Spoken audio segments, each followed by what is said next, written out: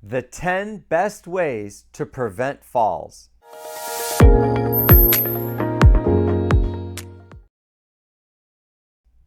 Hi, my name is Doug. I've been a physical therapist for 30 years and I specialize in helping people with balance problems learn to walk again. In this video, I'm going to show you the top 10 ways that you can prevent falls.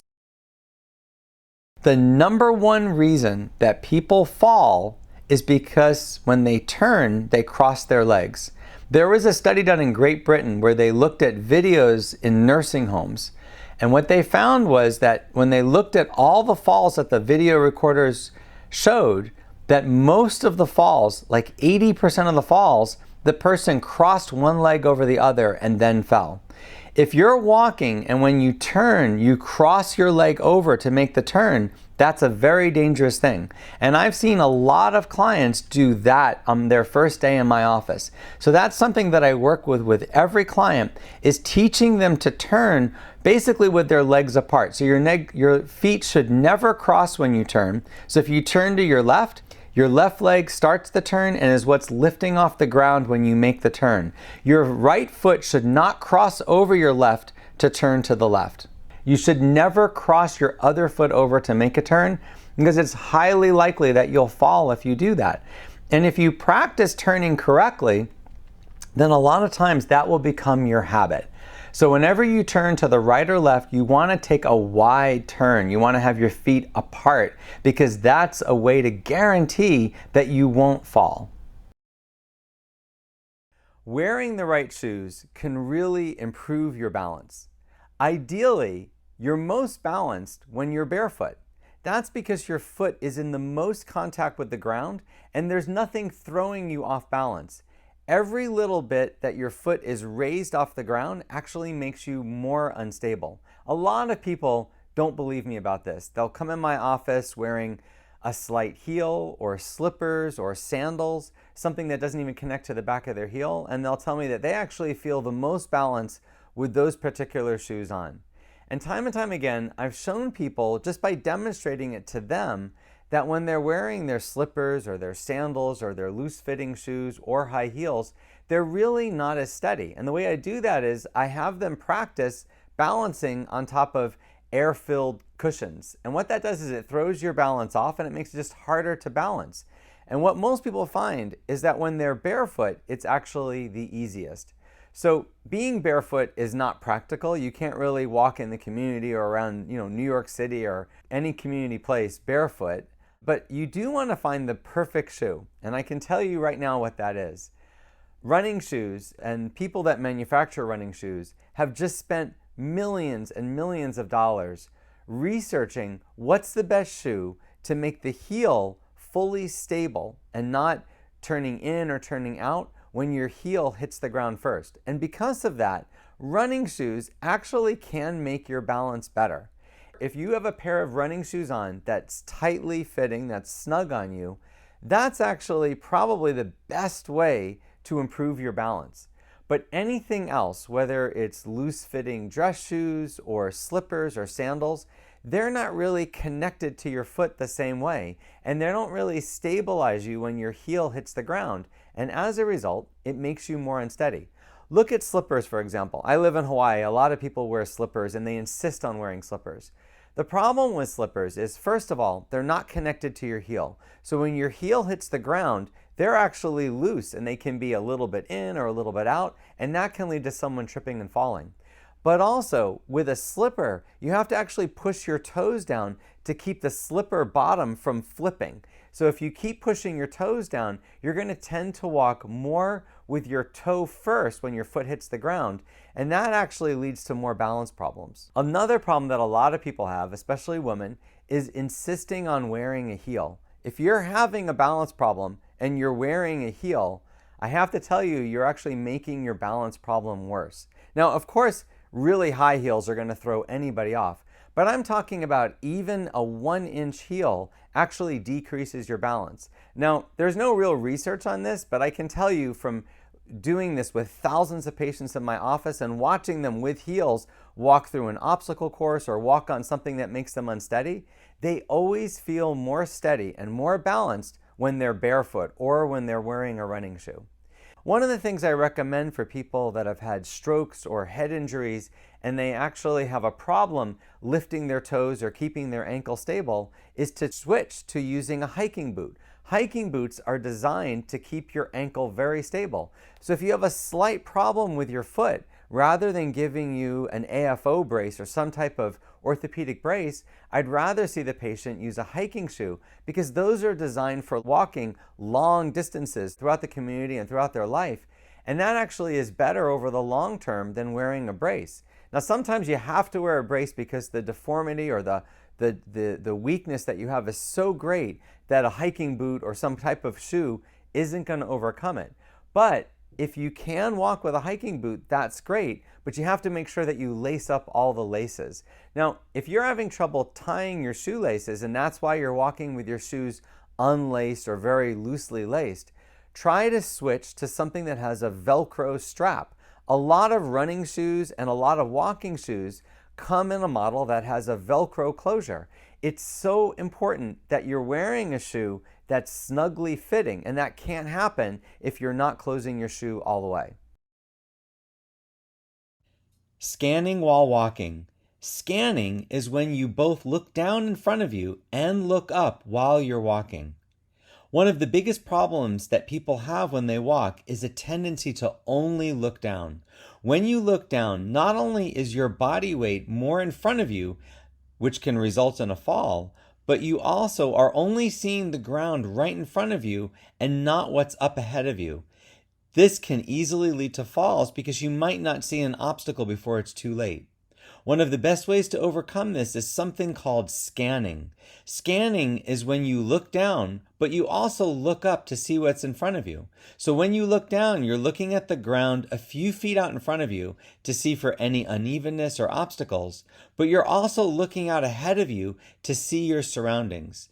This gives you much better situational awareness, and studies have shown that scanning can lead to a decrease in falling.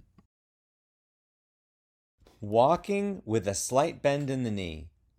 Whenever you walk, whenever you step forward and put weight on one leg, your knee should not be hyperextended. Some people call this stiff leg walking, and you commonly see it with people that are fearful of falls or who are afraid of putting all of their weight on one leg.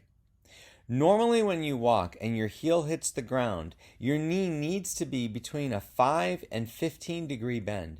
Whenever you take a step forward and your heel hits the ground, your knee should be at a 5 to 15 degree bend. This is considered a normal walking posture. The reason for the bend is that you want to be able to quickly react if the ground is uneven or if you're surprised by something in front of you. If your knee is slightly bent, it's a lot easier to shift your weight to the other leg and adjust your walking.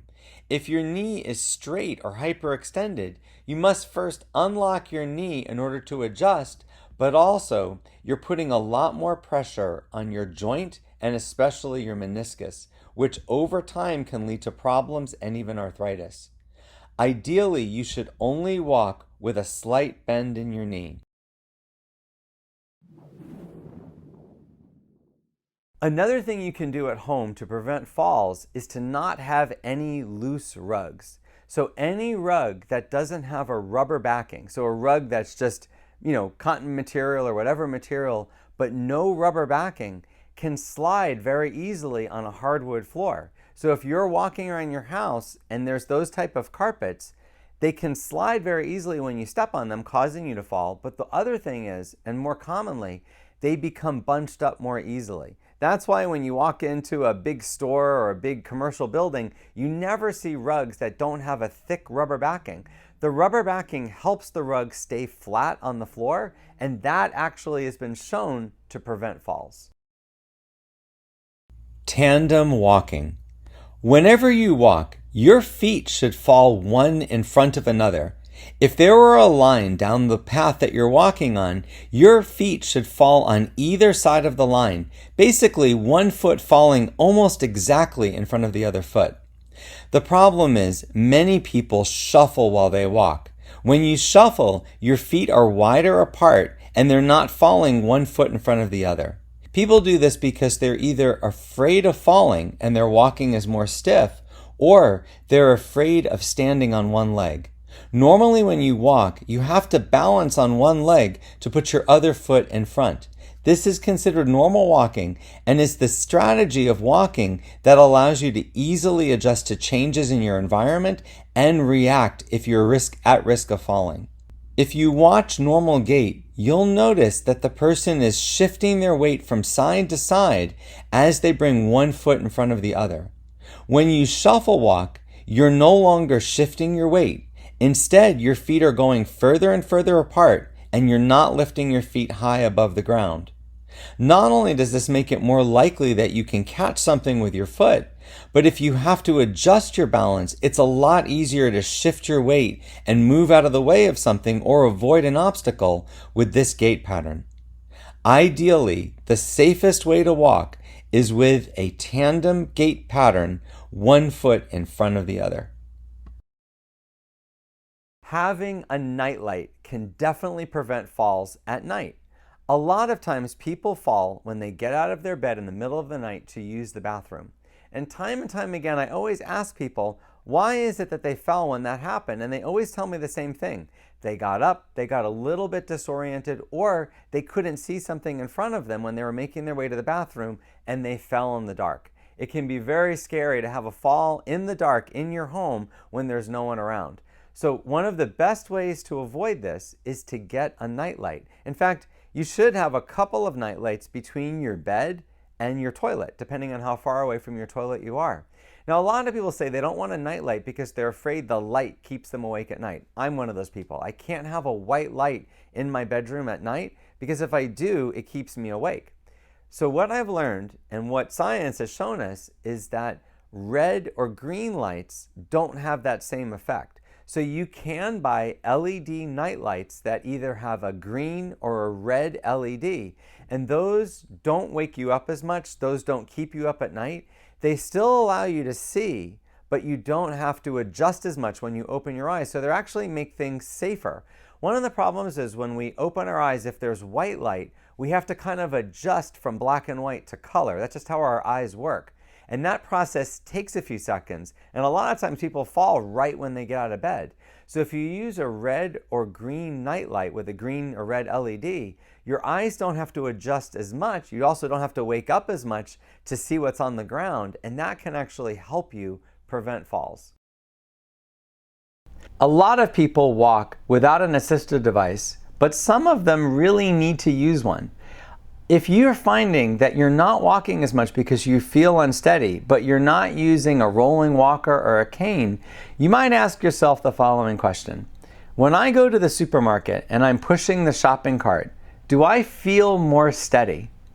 If you feel more stabilized, more safe, more balanced when you're pushing a shopping cart than when you're not, then you probably need a rolling walker or a cane. And I know a lot of people might smile when I say that. Some folks might get upset, but it's true.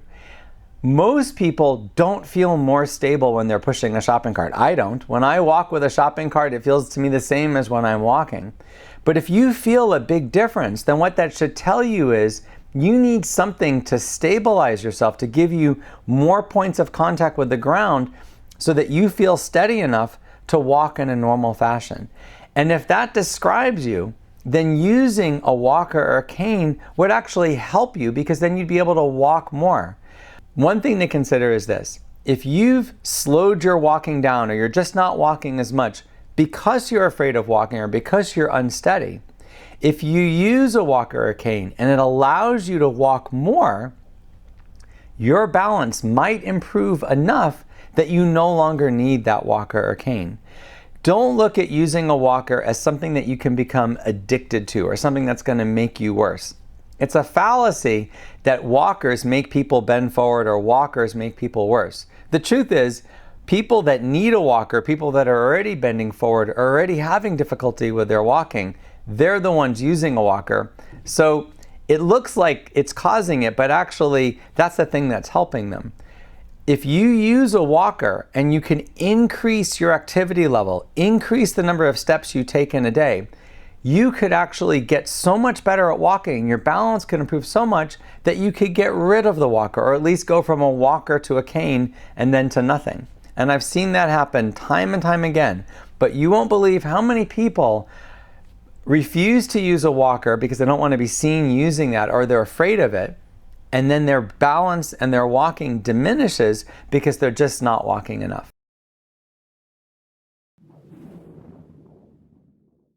One thing you can do if you're unsteady at home is to add grab bars to all the places that you either have to step over something or you have to stand on something that's slippery. The number one area is in the bathroom. If you install a grab bar right next to your shower when you step in or out of your shower, you can definitely eliminate a lot of the risk of falling. You can also put grab bars next to your toilet or next to any chair that's really low that you have to get back up from. Because a lot of times when a person first stands up, that's when they feel unsteady. And if there's a secure grab bar to hold on to, that can really make the difference. Another place I recommend a grab bar is next to your bed. Now, I'm not saying to mount something on the wall, but if you go online like on Amazon or Walmart.com, you can see a whole bunch of grab bars that are designed to fit between the box spring and mattress on your bed with little feet that sit on the ground. These are really helpful because when you first get up from bed, it's nice to have something to grab onto if you're losing your balance. It also helps you stand up a little bit more safely. Probably the best thing that you can do at home to prevent falls is to practice balance challenging activities. Time and time again, when I talk to people in my office who first are sent to me because they fell, when I ask them, why do you think they fell? They always tell me the same thing, that over time, they're just less and less active, and most of them have gotten to the point where they're mainly sitting and they're only getting up to go to the bathroom or to go to the toilet. A lot of people, just like her, avoid walking because they're so afraid of falling. But actually, that's what causes people to fall more and more as we get older. You have to practice things that challenge your balance. And just walking on level ground or walking around our house is really not enough challenge to improve your balance. You have to do something, such as exercises that I do on my channel, to challenge your balance. You have to practice standing with your feet close together, standing on one leg. You have to practice walking backwards, walking sideways. All these things are important for us to improve or even just maintain our balance. I hope you found this video helpful. Click the subscribe button if you want to see more videos like this. If you would like more help with your balance, look in the description for a link to a course I created that can help anyone improve their balance at home.